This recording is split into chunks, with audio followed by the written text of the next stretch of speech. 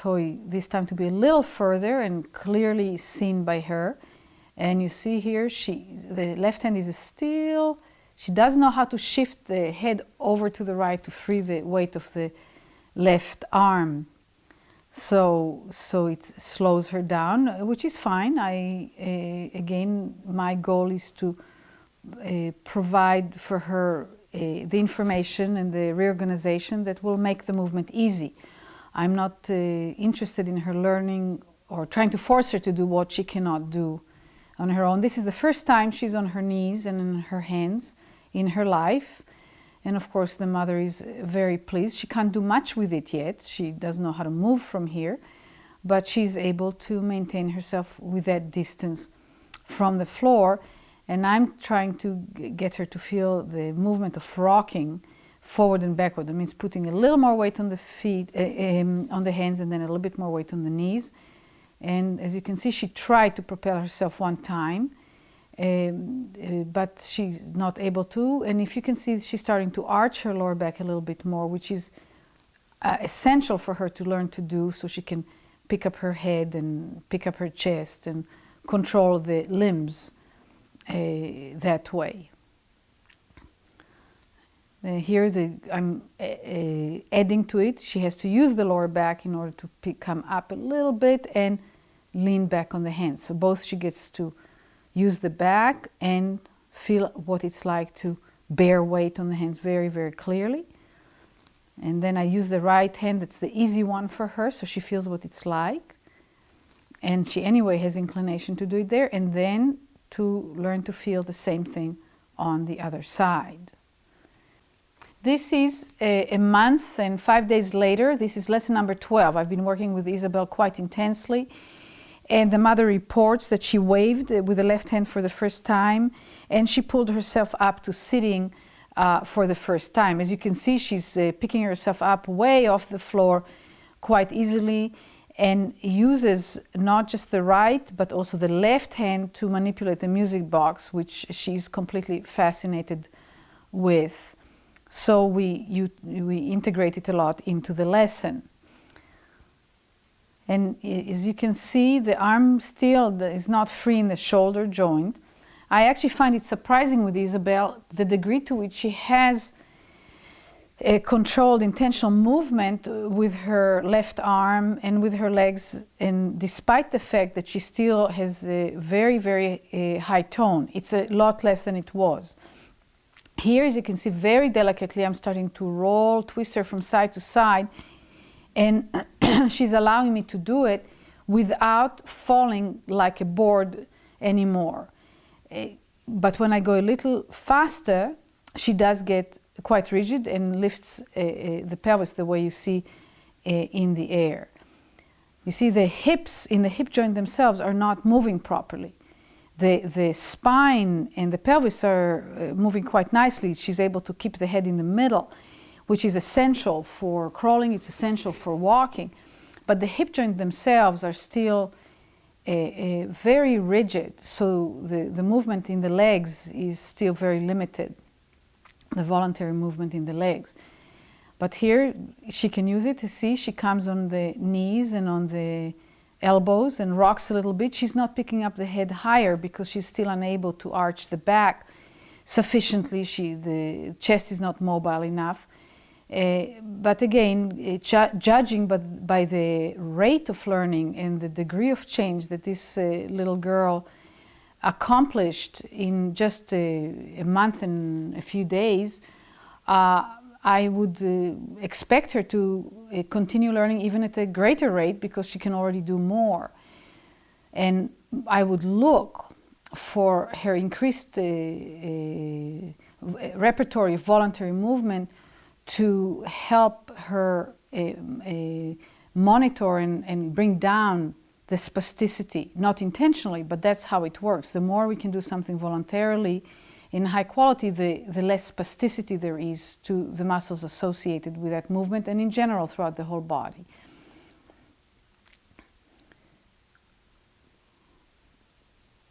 She's obviously interested in the toy, but she definitely feels what I'm doing, and just like the other children, she lets me. She allows me to do it, If at any time I would do something she doesn't want, like, or if it hurts her, she will let me know very clearly through crying. It happens very rarely. I do my best to keep the child comfortable. Look how the left hand is opening and looking to find the table. That's it. So when I lift now the left hand off, she is looking to find the table. Oh. This is the 20th lesson after a month and 10 days. And here Isabel is hungry again. It's again in a training session. So my students get to see some of the work. This is the 27th lesson, a couple weeks later. And as you can see, she can sit, and I'm working here to have her lower back participate more fully in the sitting position. But probably the most interesting part is to see how she's playing with this key and very heavy keychain, metal keychain, and how she now transfers objects from the left hand to the right hand and is able to hold it in her hand. Are you not coming back? And rattle it, and she now brings the left arm across herself over to the right too. Being on all fours is pretty easy. She's a very adept crawler on her belly. As you can see, she frees her left elbow very readily and very easily, and she cannot crawl on all fours yet, but she can come onto all fours. She's obviously interested in this little toy, so she's after it, and she moves quite rapidly. And whenever the left arm gets stuck a little bit, she'll just free it herself. She knows how to do it by now. Here I helped her a little bit. You see, she's able to lift the back enough and bring the left arm up to get hold of an object. And very, very determined little girl. I mean, it's remarkable. Her intentionality is very, very clear, which comes very useful to her in this process. So difficulties don't seem to deter her, even though I don't take her through difficulty. I always look to create for her an easy path. So it's pleasurable. Now here again, while I'm working on her, you'll have the opportunity to see how she brings her left arm over to the right, and she alternates between one hand and the other, holding the object. When she does rapid movements with the right arm, her left arm still gets spastic. There's still an overflow in the brain, but when she wants to use it, she's able to do it with no trouble. And I'm explaining some of that to the mother, and look at the delicacy in which she picked up the object with the left arm. Okay. This is the 29th lesson. It's 2 days later, and here the mother told me that she was seen by a developmental person, and that she has jumped in those few months, roughly 3 months, she has jumped forward between 6 to 9 months developmentally. Language-wise, she's at age, and movement, she has caught up enormously. Now they feel that she's lagging behind rather than 8 months, just a relatively small amount of time. And intellectually, she's at age. Her speech, I haven't mentioned it and we can't hear it here, but she's, you see, she's set herself up here, and look at how she regulates the movement. She knows what she's doing. She knows where to bring the head in space. And when I pull on the legs, you can see that still there is here she wants to sit up again, and I'm giving her slight help and working with her to feel how to organize the legs, the hips, to be able to move from a sitting position into a crawling position and back. She still is not aware that she could do that, but she's getting definitely much closer, and she bears the weight beautifully. The head is higher up than before. This is the following lesson. And here you can see I'm not pushing up her knees, I'm just holding her legs. Here I helped her bend the knee, but she's now herself using her knees, and look how beautifully she can lift and delicately the left arm. Now that once she sees the object close enough, she doesn't want to move anymore, she just wants to reach it. But when she's further away, she moves very beautifully. The mother says that now when she leaves her on the floor in the house, she used to find her more or less in the same area, and now when she leaves her, she moves tremendous distances, so of course they have to watch after her more closely, which they're very happy about. She's a talker. She loves to talk. She doesn't say full sentences, but she says words. And some of them are clear, some of them are less. Look how beautifully she uses the left arm and how she's able to keep the head up while the pelvis is up. That means there's a lot more organization and mobility to her back. And with Isabel, we're going to continue working. And at this rate, it'll be interesting to see how soon she will be moving and acting so people will not realize that there's anything different about her. Look how high the head is coming up, which was not possible for her earlier on. The back is both stronger and also organized to carry the head a lot better, which means that she's getting closer to being able to be upright. And again, I'm not going to put her standing or do anything before, but look, the left arm now is so high up. That means enormous amount of power and mobility in the back and organization to be able to do that. And here she goes again. The head is up. You see she pulls on the elbows and the head comes up, whereas in the beginning the head was almost on the floor. So he is here within a period of a few weeks. One can see the evolution of the movement and the organization of the head and the ability of the child to organize both thought and movement and action as a whole. See, from each time she does it, she actually does it a little better. You can see it from time to time that she rolls. I'm just touching her legs and giving her a little resistance because the table is very slippery. So she cannot use the traction of her knees without slight resistance produced by my hands. And as you can see, she uses right now, for some reason, primarily the left hand rather than the right one. She keeps using the left hand over and over again, and that, of course, we're all very happy to see. It has become really a part of herself. And here she goes yet once again, and the arm got stuck, but once it's not, the head is now vertical. When she pulls, the head is finally in vertical. And this is something that only she can do through her own self-organization and through feeling that she has faster mobility and more control that way.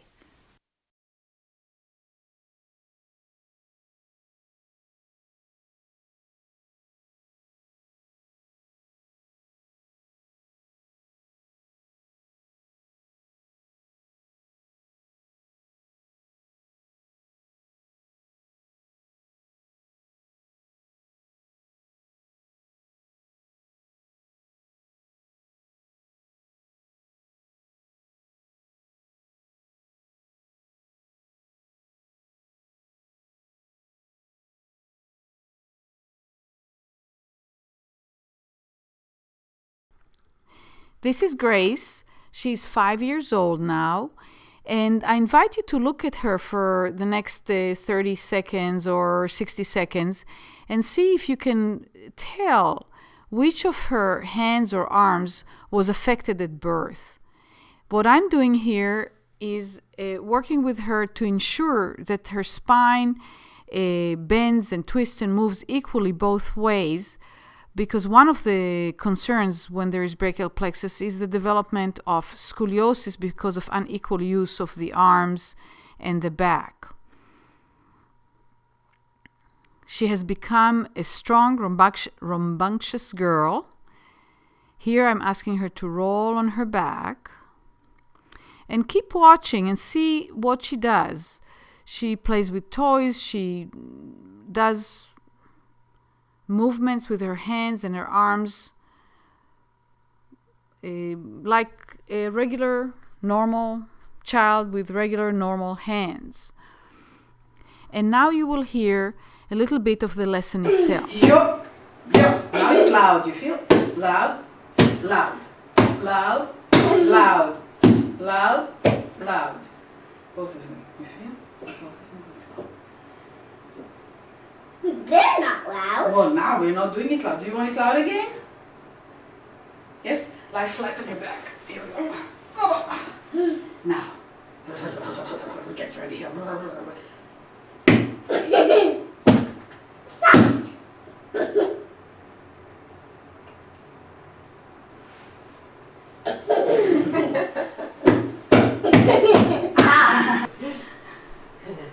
And see, she's holding my hand and her mother's hand, and I'm shaking one arm and then the other. And have you figured out yet which arm was the afflicted arm? And in case you haven't, it's the right arm, the one I'm shaking right now. And look at the similarity in the movement of the two arms, and look at the freedom of her right shoulder, and the back on the right side looks like the left one. And now I'm doing some work directly with the elbow, and if you can see the elbow now straightens completely. Yeah. See how she moves her fingers, she plays. Really, there is no difference in the accessibility she has to one arm and hand compared to the other. Now I'm doing some work on the neck again to make sure that the mobility of the neck is equal on both sides, because it's very central to the freedom and mobility in the arms and hands, and vice versa. And as you can see now, when I move the neck, her spine slides sideways equally on both sides. The mother expresses her desire to get the same movement. And now it's the end of the lesson, and she's hugging her mother. And again, look at her ability to do that with no problems at all. And look at the happiness of the mother and the child, the feeling of accomplishment.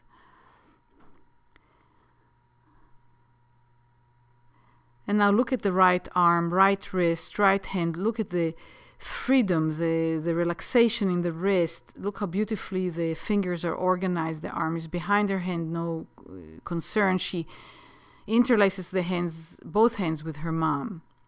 And now she's playing with a toy that she gets the little bear to drum, and then she does it to the music.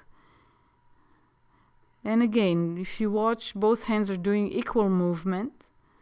There is no question at all. She's playing waiting for me to bring her a bag of gummy bears.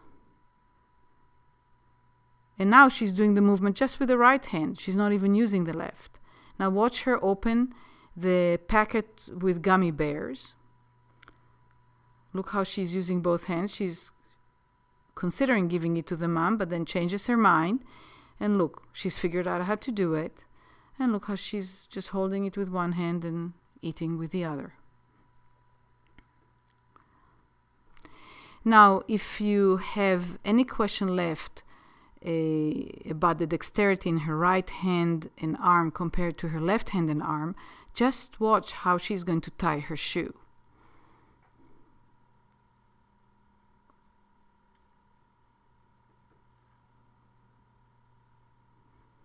Look at the delicacy, the accuracy, the speed, the certainty, and the success. She's 5-year-old, and she's doing a pretty good job at it.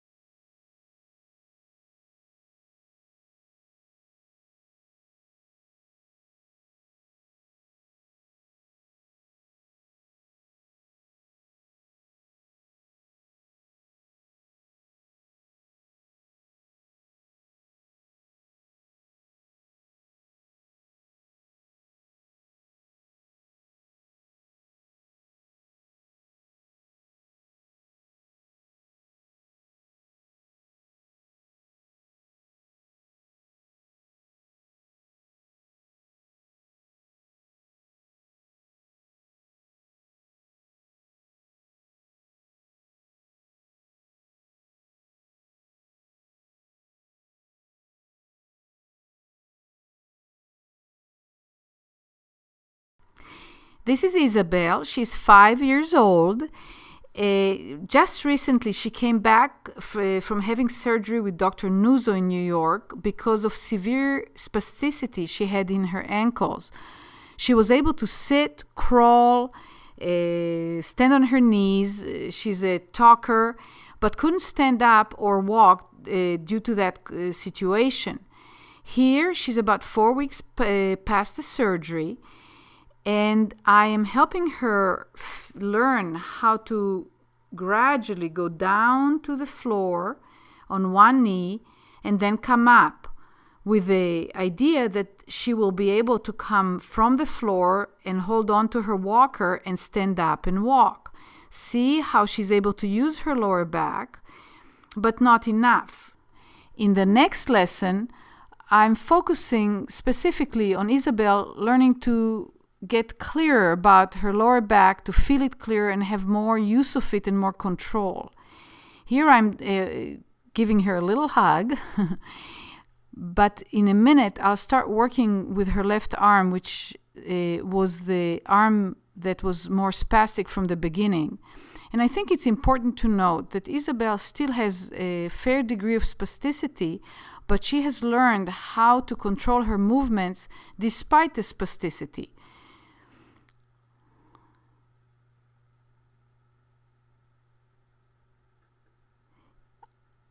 Here I'm taking her arm backwards with the intent for her to feel that she can lean on the arm. But at this moment, she does not have any feeling that she could do that.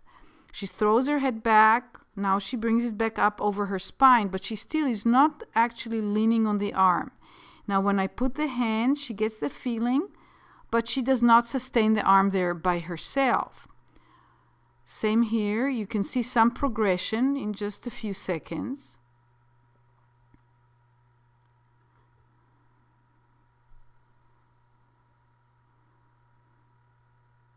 Again, you see when the hand and arm go backwards, she does not anticipate to lean on the arm. For when she puts the arm more in front, she can lean on it very well. She has learned to lean on it very well. But now that she needs to be able to stand and walk with a walker, it is very important that she be able to lean on the arm further behind her, because once she differentiates the arm from the back and is able to use the lower back, she'll be able to lean on that arm, which is the exact same organization as standing on her feet and having the weight go clearly through the feet and having the head be up on top of the spine. So you can see already she's doing this better. See she can take the hand further. And if she were not ready and organized to do it, this movement would have been extremely painful for her. Now I'm trying to take both hands behind, and as you can see, she slides the hands right back. Now, this time she can take them further back, or I can bring them further back, but again, when I move her to lean on the hands, she slides them back. Now, gently and slowly, I keep bringing the arms back and giving her the feeling. And then, as you can see, my left hand is on her spine and trying to get her to feel how she can lean on the hands if she arched her back a little bit, which she has done here for a few seconds, which was a huge change. Now, you will see that each repetition, she can actually do it better. You see, the arms now are quite far from her back. And with the left arm, I'm moving it around so she can feel the different positions and the preference of one position over the other. And I'm giving her the sense, a clearer sense of where the hand is, and now she's actually leaning on those arms. So you can see that in 2-3 minutes, her nervous system is able to reorganize and learn how to bear weight through the arms, which again, it is the exact same organization from the point of view of the lower back and the upper back as when she needs to stand up. Now I'm just since she's already done it, now when I move with my fingers, I press gently on her spine and she rolls the pelvis forward and she arches her back. That gets associated to the leaning of the arms. So from my point of view, I'm just flooding her brain with further information and experiences how she could use her back in relation to the action of bearing weight, in this case, on the hands and arms. Now, here she herself